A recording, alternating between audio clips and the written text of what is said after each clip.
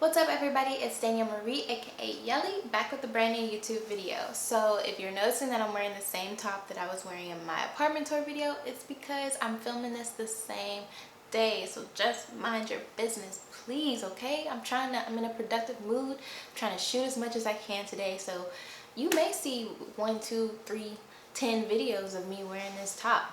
I don't know. So in today's video, I'm going to be giving you guys some tips and pointers on what you need to know when you're looking for an apartment in Seattle, things that I learned, things that can help you, things that you need to do and prepare before you actually move here, or if you do move here, just some tips to kind of help you find a new place if you're trying to just move to a new apartment in the city or whatnot. So keep watching and we'll get right into what you need to know.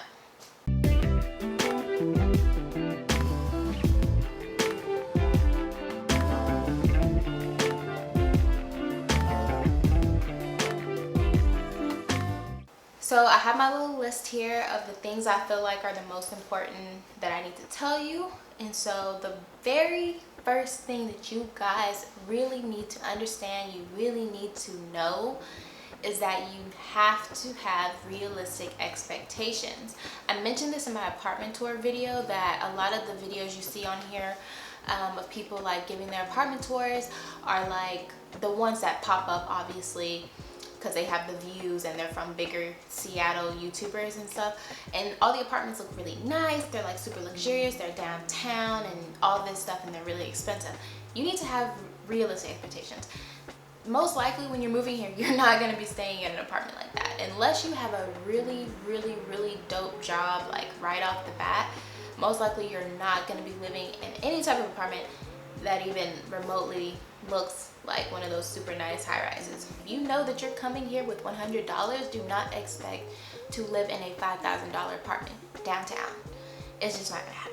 So the next most important thing that you need to make sure you have before you move to Seattle, or even if you live here and you're just moving to a new apartment, is money.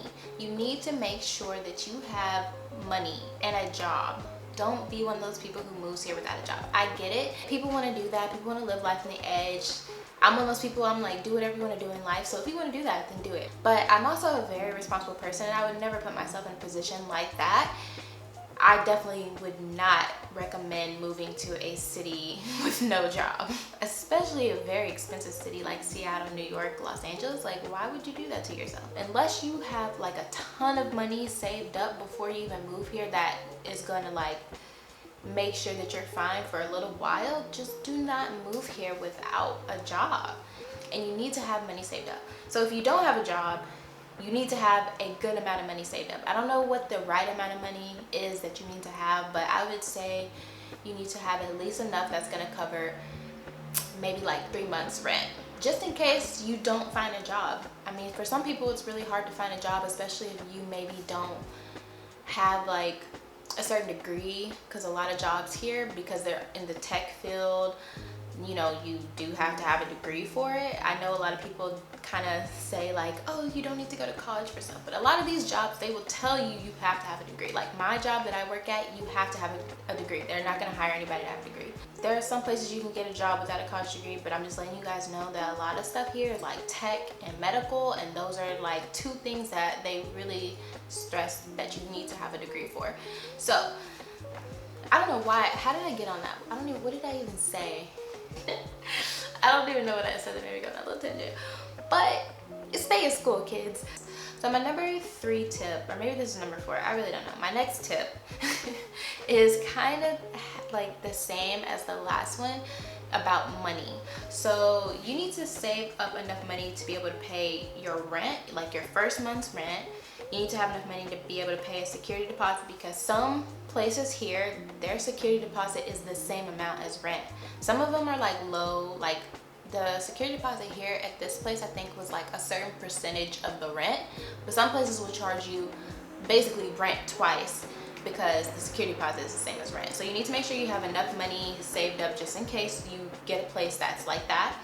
A lot of places here charge a pet deposit, application fees, and then last month's rent. My place didn't ask for last month's rent, but I know that there are some places, especially if it's a place that's owned by like a person, they want last month's rent. Or if it's like a place that's like super nice, it was just like recently renovated, or like a house or something, a lot of times those ask for last month's rent as well. So when you're like trying to move here, just make sure you have that money. Most likely you might not need all the money that I'm telling you need to save up, but it's good to have it in case anything happens. You never know. I would say save up enough money to cover all of those things for sure. Now you got to think about the rest of the things, like what other bills do you have? Do you have a car? Because I mentioned this in one of my other videos that a lot of places here, like apartments and stuff, charge you to be able to park your car. Like if they have a parking garage, most of them don't own those parking garages. They're owned by another company. So it's like they have to charge you to be able to park in that parking garage because that's not their parking garage. They're basically like paying those people to be able to put the people who live with them's car in the park. You know, okay, they charge at least like $150 for you to park in the parking garage.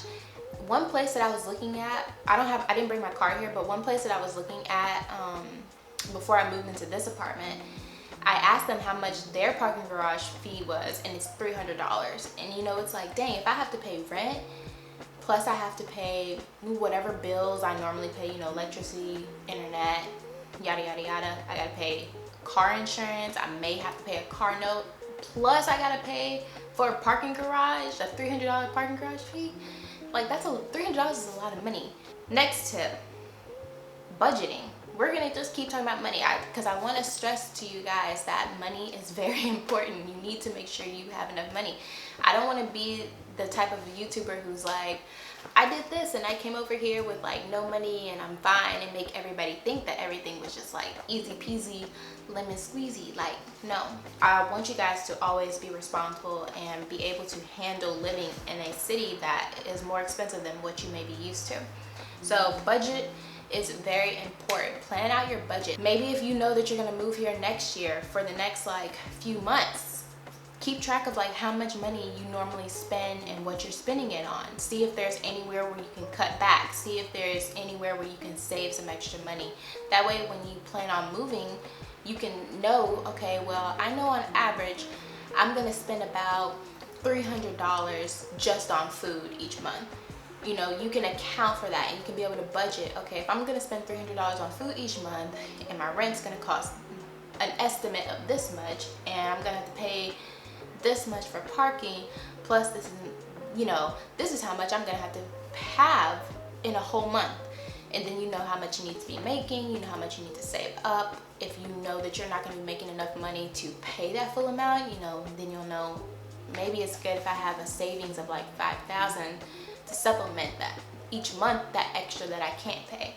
I'm just letting you guys know I'm a really responsible person when it comes to money. So I'm just like, that's why I'm really trying to tell you guys about the money, because I just want y'all to be okay when you move here. I know I'm making it sound like, oh my God, you're gonna move here and just be like on the streets. Like, no, I don't think that's the case. But I just want to make sure that you guys don't even have to stress about it to the point of you even like that it got so close to you being on the street that you have to stress about it like that. The next thing, so when you're trying to find a place to live, where you need to look to find a place to live, there are a ton of websites that, you know, cover all of the apartments here in Seattle. The ones that I use Trulia a lot.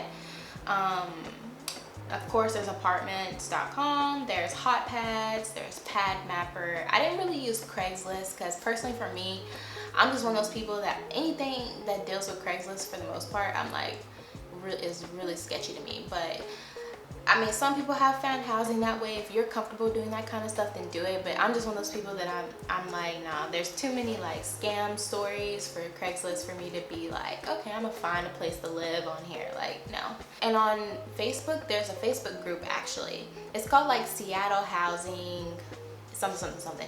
Like if you just start putting in Seattle housing in the search thing on Facebook, it should pop up. It should be like the first group that pops up, and it has like thousands and thousands of members. I would suggest that you join that group, especially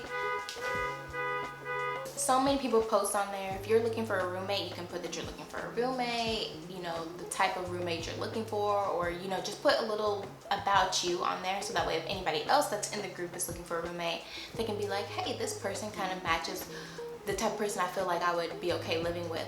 You know, so people can find roommates on there. People put their apartments on there all the time, or like that they need somebody to take over their lease because they're moving, or all types of stuff. So if you are interested, definitely join that Facebook group, because they put stuff in there all the time, and that could be how you find your apartment, that could be how you find a roommate, or anything. Join that group. Even if you don't plan on actually like contacting any of those people, it just gives you an idea of like other apartments, and like, if say that there was an apartment that didn't pop up on your list, somebody might post that they're moving from a certain apartment building, that might make you look up that apartment building. So even if you're not going to contact these people, it just gives you more knowledge of like different areas to look for housing in, and gives you an idea of like the rent in other areas, because people usually will put like how much they're paying and all that kind of stuff. It just gives you some more information. So I had joined that group, I think, before I had even moved, because I just wanted to have an idea of what's out there, and in the event that I did see something that fit what I'm looking for. My next most important thing I would say is research the neighborhoods. Like, I live in First Hill. Thankfully, the area, like my first apartment and this apartment, they're both in First Hill. And luckily where I lived was not too far from QFC, which is the grocery store that's the closest to me. So I could, if I wanted to, walk there. If I just need to go grab some things and don't mind carrying, you know, like 2 or 3 bags back home, I could just walk there. But I will say that there's not a ton of grocery options. Like in First Hill, there's not actually a grocery, well, there's like one grocery store called Stock Box. That's like the only grocery store really that's in First Hill. So just research like where you're living, because you definitely want to live somewhere where getting groceries is easy for you, especially if you're not gonna have a car. I mean, you can use like Instacart. I use Instacart. Seeing if you live in a place that has easy transportation, like easy access to transportation. For example, I live probably like a 20-minute walk, maybe a 20-25 minute walk from the light rail station that's in Capitol Hill. So I could get on the light rail station and go north to UW, or go all the way down to the airport, or I think Angle Lake is like the very last station.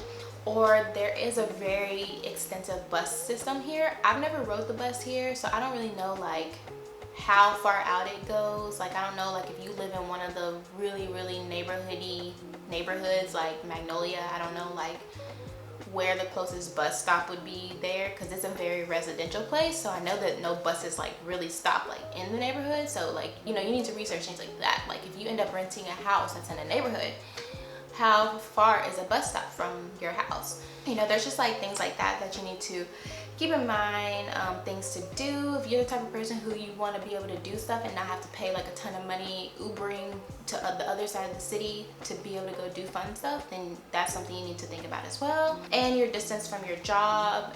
Like for me, I can walk to my job. And that's why I've never moved too far away, because I want that option to be able to just walk there, which saves money, obviously. If you just want to have easy access to your job, then you want to stay somewhere where transportation, like public transportation, is easy access. Since a lot of people are still working from home, the traffic is not back to normal yet, but believe me, you guys, when traffic was like how it normally is before all this corona stuff happened, like during like the times that everybody gets off, like at 5, downtown the traffic would be terrible, you guys. Like sometimes I would be just lazy and not feel like walking home from work, especially if it was like a super cold day, and I would call Uber to come pick me up. And normally it takes me like 30 minutes to walk home, 35 minutes to walk home. Sometimes I would be stuck in an Uber, like in traffic, for that amount of time because of how much traffic there is. And the distance from my job to my old apartment was like maybe like 1.5 miles. You know what I'm saying? Like it shouldn't take you 30 something minutes to get home like in a car. when it's only a mile and a half. So keep that in mind. Once things go back to like being more like fully open and people start going back to their jobs and everything like that, then you will need to take into consideration the traffic, because if you live outside of the city, it's going to take you a long time to get out of the city. And then if you live in the city and you are driving to your place, it's going to take you a long time to get home to your place if you're coming through downtown. So just keep that stuff in mind when you're looking at like the neighborhoods you want to like live in. Just keep all of those different things in mind, because you don't want to live somewhere that's going to make it super inconvenient for you to get to anywhere else. Another thing that you guys need to pay attention to when you're looking for housing here is the square footage of the apartment. You might see a really good price for an apartment and be like, oh, this is nice, but then when you look, it'll be like, oh, it's like 150 square feet, and it's like, what? Definitely pay attention to the square footage. You definitely do not want to be expecting like a big place, and then you know you look and it's actually like a really small place. Pay attention to the details of the listings. They'll let you know if like electricity is covered or not, or if the gas is covered or not. They'll let you know like all that stuff, so that way you can also account for if you're gonna have to pay other bills or if it's going to be included in the rent. So pay attention to the details. It'll let you know if you can have pets, if you can't have pets. It'll let you know, a lot of times they'll put like what you need to pay up front, how much application fee is, how much the security deposit is, if you're gonna have to pay first month's and last month's rent, if you have to be making 2.5 times the rent, 3 times the rent. It'll let you know all that good stuff, or at least who you can contact, so that way you can find out the information. I think that's pretty much all the major things y'all need to know. I feel like I covered all the things that I had to make sure I like paid attention to. If y'all have any more questions, please leave a comment below. I'll respond to you guys if I can help you with like whatever answer you need. Please subscribe to my channel. As you guys know, I'm trying to get to 1,000 subscribers, so eventually I can monetize this channel and try to make a little extra coins. Right now I can't currently do that, so please subscribe and like this video and turn on my post notifications, so that way you know the next time I upload a video. And I will be back with a new one next week, and I will see you guys then. Thanks for watching.